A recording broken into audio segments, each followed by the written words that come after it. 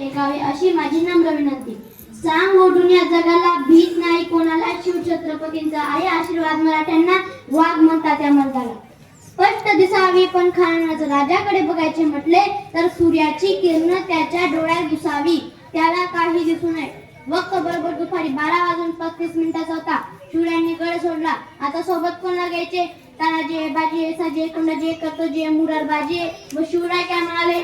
जाऊ सगळे सोबत. तर सगळे अफजल खानाच्या भेटीच्या वेळेस शिवरायांनी सोबत कोणाला घेतलं? जीवा महाला, घेतलं संभाजी कावजी, ना तानाजी, ना बाजी, ना साजे, ना कोंडाजी, ना कर्तजी. मग जीवा महालाच का?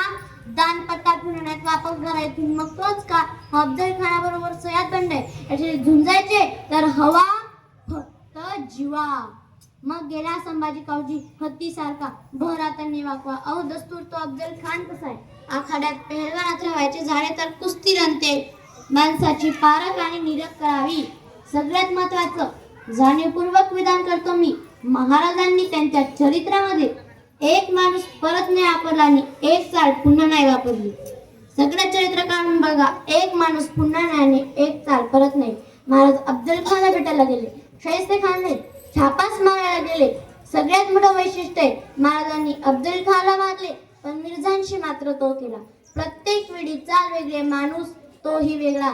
जीवा महाराज तुम्हाला प्रतापगडावर भेटेल, तो पन्हाळ्यावर दिसणार नाही. पन्हाळ्यावर तुम्हाला बाजीप्रभू आढळेल, तिथे तानाजी दिसणार नाही. तानाजी तुम्हाला कोल्हार दिसेल, तिथे येसाजी दिसणार नाही. येसाजी तुम्हाला कर्नाटकात दिसेल, तिथे मुरारबाजी दिसणार नाही. मुरारबाजी तुम्हाला पुरंदर दिसेल, तिथे कोंडाजी दिसणार नाही. प्रत्येक प्रसंगात नवा माणूस, प्रत्येक प्रसंगात. हे महाराजांचे नियोजनाचं सगळ्यात मोठं वैशिष्ट्य आहे, सगळ्यात मोठं. 12:30 वाजता राजा गडावरून निघाले. 12:30 वाजता गडावरून निघाले महाराज खानाच्या छावणीच्या बाहेर बरोबर 2 वाजता पोहोचले. संभाजी कावजी जीवा महाला अजून सोबत 10 अंगरक्षक घेऊन महाराज निघाले.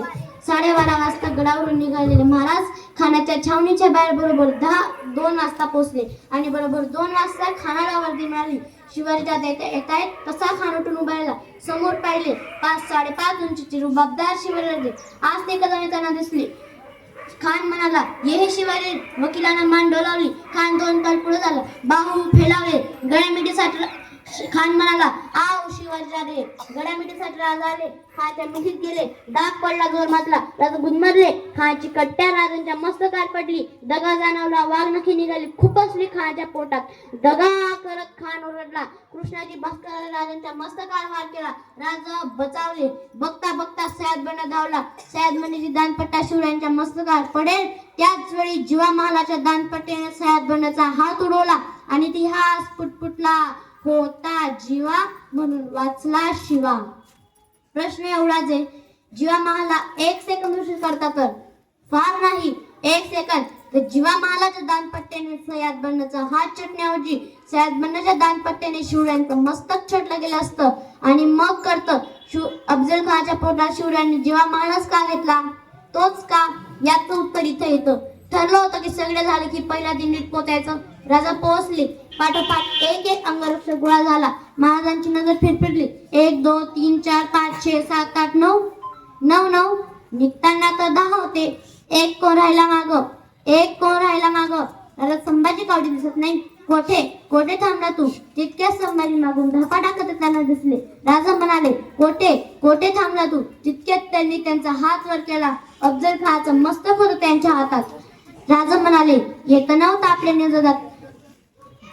संभाजी म्हणाला, राजा तुम्ही जी अफजल खानाच्या पोटात वाघनखं खूप असली, मला वाटलं मरतय का नाही म्हणून आणलं का आपण?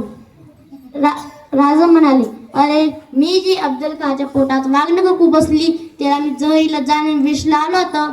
तुमच्या कोणी मागून वार करता तर तुमच्या आई म्हणत्या की शिवाजीने त्याचा जीव वाचवला पण माझा लेख मात्र खर्ची घातला. नाही संभाजी, आपल्यामधला एकही मावळा खर्च होता कामा नये. पोटाच्या लेखासारखं प्रेम केलं राजाने महाराजांनी. उद्या कुतुबशाह, निजामशाह आणि महाराज जर एक झाले तर सगळ्या मुघल सल्तनतला ठार मारतील. कोण कुणाचा नौकर, कोण कुणाचा सेनापती, तुम्ही स्वतः मुघलांचे चाकर, अशी कित्येक माणसं शिवचरित्रामधून घडली.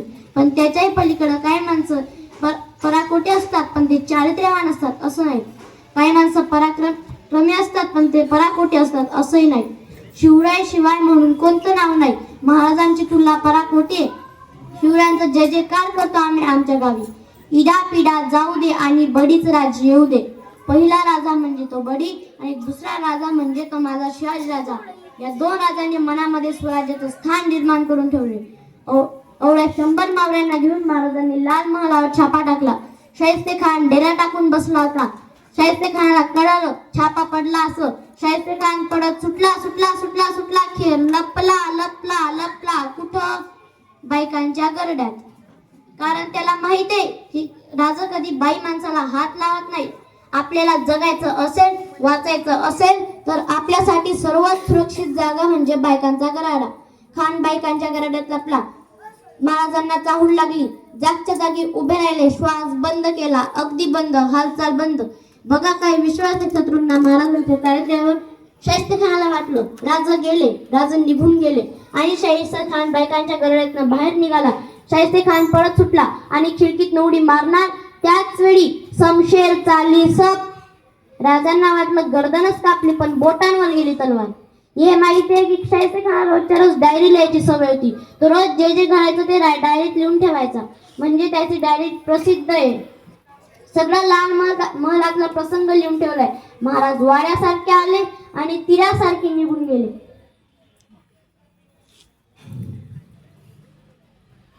थोड्याच वेळात शाहिस्ते खानाची बहीण धावत आली. भाईजान भाईजान मेरी बेटी गायब है. भाईजान मेरी बेटी गायब है. शाहिस्ते खान हसत म्हणाला जर शिवाजीच्या माणसाने तुझी पोरगी पळवली असेल तर बेफिक्र राहा.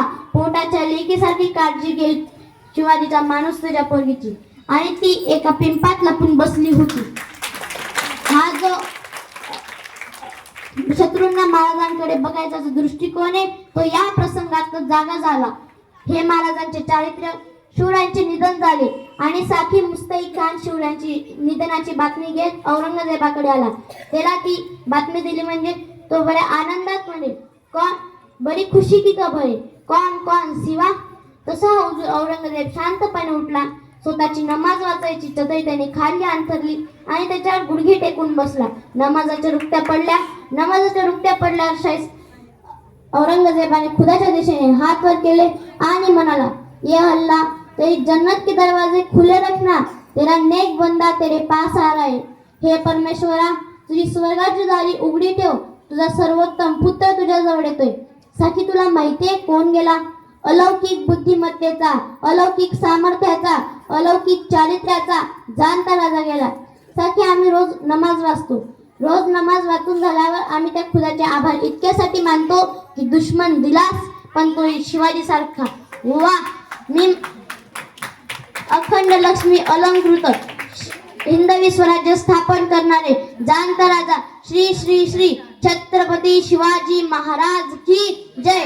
धन्यवाद.